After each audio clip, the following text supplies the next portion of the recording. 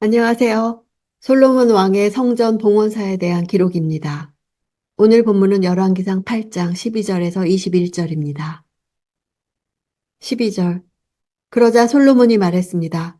여호와께서 캄캄한 구름 속에 계시겠다고 말씀하셨지만 이 말씀은 출애굽기 20장 21절을 인용한 것으로 모세가 하나님이 계신 흑암으로 가까이 갔다고 표현하고 있습니다. 여호와께서 캄캄한 구름 속에 계시겠다는 표현은 하나님의 실제적 임재를 뜻합니다.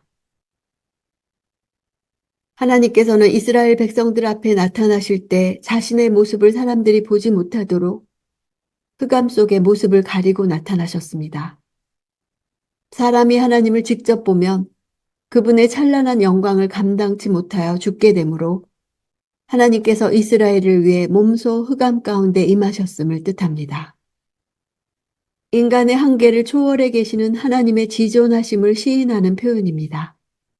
이런 것을 상징하기 위해 성막에서 언약궤가 있던 지성소에는 빛이 완전히 차단되어 있었고 등잔도 없었습니다. 하나님은 인간들과 거리를 두셔야 할 정도로 거룩하고 인간이 범접하기 어려운 분이라는 것을 잘 나타냅니다. 하나님이 구름으로 성전에 임하신 사건은 과거에 일어난 두 가지 임재 사건과 연결됩니다. 시내산으로 임하신 사건, 당시 하나님은 구름과 흑암과 화염 가운데 나타나셨고 또 말씀하셨습니다. 하나님의 음성은 들렸으나 형체는 볼 수 없었습니다. 또 하나는 하나님이 구름 가운데 성막에 임하신 사건입니다. 하나님은 속죄소에서 구름 가운데 임하실 것과 그곳에서 친히 말하실 것이라 약속하셨습니다. 이 두 사건은 공통적으로 하나님이 만물을 통제하며 진기한 현상 속에 나타나셨음을 증명합니다. 이는 하나님이 전능자이자 세상의 주권자임을 드러냅니다. 하나님의 임재는 단순히 나타나심에서 그치지 않고 말씀과 소통으로 이어졌습니다. 인간이 범접할 수 없는 하나님의 임재와 말씀을 누리게 된 것은 하나님이 베푸신 일방적인 은혜로만 가능했습니다. 이제 세월이 흘러 솔로몬이 여호와가 거할 성전을 건축했고 약속대로 하나님이 친히 임하셨습니다. 만약 하나님의 임재가 실제적으로 일어나지 않았다면 성전은 건축물일 뿐이었습니다. 이런 면에서 하나님의 나타나심은 솔로몬이 지은 성전을 자신의 거처로 승인하셨음을 확증합니다. 13절. 제가 주를 위해 웅장한 성전, 곧 주께서 영원히 계실 곳을 지었습니다. 솔로몬은 성전에 하나님의 영광을 나타내는 구름이 가득함을 보고 하나님이 자신이 지은 성전을 당신의 임재의 상징적 처소로 인정하셨음을 확신했기에 이런 고백을 한 것입니다. 하나님께서 인간의 건축물에 거하실 수 없는 존귀하고 초월적인 분이지만 그럼에도 불구하고 자신이 마련한 성전에 임재해 주신 사실에 감사하는 것입니다. 15절. 그러고 나서 왕이 말했습니다. 이스라엘의 하나님 여호와께 찬양을 드리자. 여호와께서는 그분의 입으로 내 아버지 다윗에게 말씀하신 것을 그 손으로 이루셨다. 여호와께서 말씀하시기를. 솔로몬은 성전 건축을 자신과 백성들의 노력에 따른 결과물로 이해하지 않고 하나님이 다윗에게 약속하신 언약을 친히 이행하심으로 성취된 은혜의 사건으로 고백하고 있습니다. 그분의 입으로라는 표현은 약속의 출처가 하나님임을 확실시합니다. 그 손으로라는 표현은 하나님의 전능함과 주권을 표현합니다. 다윗에게 말씀하신 것은 다윗과 솔로몬의 왕권 및 솔로몬을 통한 성전 건축의 약속을 가리킵니다. 16절. 내가 내 백성 이스라엘을 이집트에서부터 이끌어낸 날부터 내가 이스라엘 지파 가운데 한 성을 선택해 그곳에 내 이름이 있을 만한 성전을 지으라고 한 적이 없었다. 다만 내가 다윗을 선택해 내 백성 이스라엘을 다스리게 했다라고 하셨다. 출애굽 사건은 성전 기공 때와 마찬가지로 성전 건축과 다윗 왕권과 지속적으로 관련되어 언급됩니다. 이는 출애굽 사건을 통해 이스라엘이 공식적으로 하나님의 나라와 언약 백성이 되었기 때문입니다. 이 말씀은 과거 하나님께서 나단 선지자를 통해 다윗에게 하신 말씀입니다.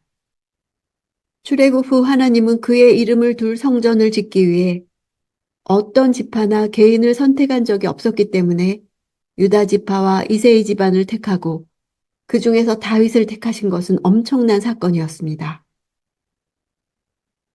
하나님은 다른 지파의 어느 성읍도 뽑지 않으시고 유다 지파의 예루살렘을 자신이 거하실 처소로 뽑으셨습니다.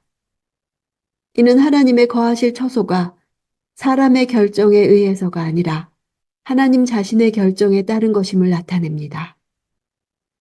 하나님은 자신이 거할 처소로 다른 곳이 아닌 예루살렘을 지정하셨던 것처럼 이스라엘을 다스릴 주권자로 다른 사람을 선택하지 않으시고 다윗을 선택하셨습니다. 이도 하나님의 절대 주권을 나타냅니다. 성전 봉헌사에서 솔로몬이 한 이 말은 중요한 신학적 의미가 있습니다. 성경의 핵심 주제 가운데 하나인 선택에 대한 내용을 말하고 있습니다. 지금 이스라엘이 이집트의 압제에서 벗어나 약속의 땅 가나안에 이르러 정착하게 된 것이나 하나님 임재의 상징인 성전이 세워질 수 있었던 것이나 솔로몬이 다윗의 대를 이어 왕이 된 모든 것이 하나님의 선택의 결과라는 하나님의 주권적 섭리에 대한 신앙 고백입니다. 솔로몬은 예루살렘이 성전이 있는 종교 중심지가 된 것도 다윗의 왕가가 이스라엘을 다스리게 된 것도 하나님의 뜻이라는 사실을 성전 봉헌사에서 이스라엘 백성들에게 각인시키고 있는 것입니다. 20절. 이제 여호와께서 그 약속하신 것을 이루셨다. 여호와께서 약속하신 대로 내가 내 아버지 다윗의 뒤를 이어 이스라엘의 왕위에 올랐고 내가 이스라엘의 하나님 여호와의 이름을 위해 성전을 건축하게 하신 것이다. 내가 내 아버지의 뒤를 이어 왕위에 올랐다는 것은 하나님이 다윗의 여러 아들 중 자신을 택하여 왕을 삼으셨음을 백성에게 상기시키는 것입니다. 솔로몬은 약속과 성취의 관점에서 성전 건축을 바라보고 있습니다. 자신이 다윗의 뒤를 이어 왕위에 앉은 것과 성전을 건축한 것이 모두 여호와 언약의 성취라는 것입니다. 하나님은 인간과 주도적으로 언약을 맺으실 뿐 아니라 또한 그 언약을 주도적으로 이루어 가십니다. 언약의 상대자인 인간의 불성실과 배신에도 불구하고 하나님과 인간 사이에 맺어진 언약은 궁극적으로 하나님의 성실하심과 희생을 통해 반드시 성취되는 것입니다. 여호와의 이름을 위해 성전을 건축했다는 표현은 오직 여호와께서 임하심으로 그의 존재를 계시하시고 그의 권위와 영광을 둘 수 있도록 하기 위해 성전을 건축했다는 의미입니다. 21절.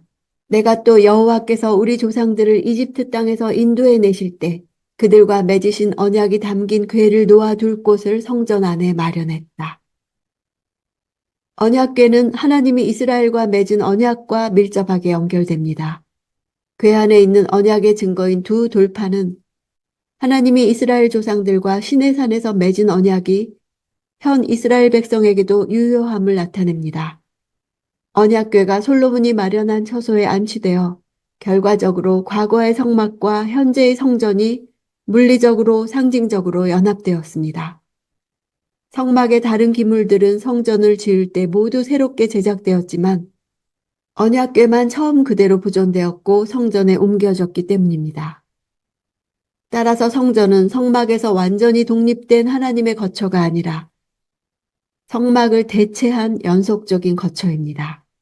성막에 임하셨던 하나님은 성전에도 실제적으로 임하셨습니다. 솔로몬은 약속과 성취의 관점에서 성전 건축의 신학적 의미를 정리하고 있습니다. 자신이 다윗의 뒤를 이어 왕위에 앉은 것과 성전을 건축한 것이 모두 여호와 언약의 성취라는 것을 분명히 선언하고 있는 것입니다. 이것을 온 백성 앞에서 선언한 것은 하나님이 하신 일에 대한 분명한 선포였습니다. 포로기 백성들에게 있어서 성전은 하나님의 임재가 있던 곳이지만 이제는 파괴된 곳입니다. 그들은 사람이 지은 성전은 하나님의 약속과 주권 속에서 존재하기도 하고 파괴되기도 하는 곳이라는 사실을 깨달았습니다. 열왕기는 성전 건물에 대한 미련을 가진 백성들에게 하나님 자체에 대한 사랑과 그분의 임재에 대한 사모함을 갖는 것이 중요하다는 것을 말해주고 있습니다. 다윗과 솔로몬의 정치를 이야기하면서 성전 짓는 것이 주요 주제가 되는 이유는 성전에서 하나님이 임재하셔서 백성들을 만나고 다스리시기 때문입니다. 옛적에 하나님께서 성전에 임재하셨던 것처럼 이제는 우리 안에 임재하십니다. 조용한 시간을 내어 내 안에 계시는 분께 집중하며 예배할 때 하나님의 임재 가운데 그분의 음성을 들으며 교제할 수 있음을 믿습니다.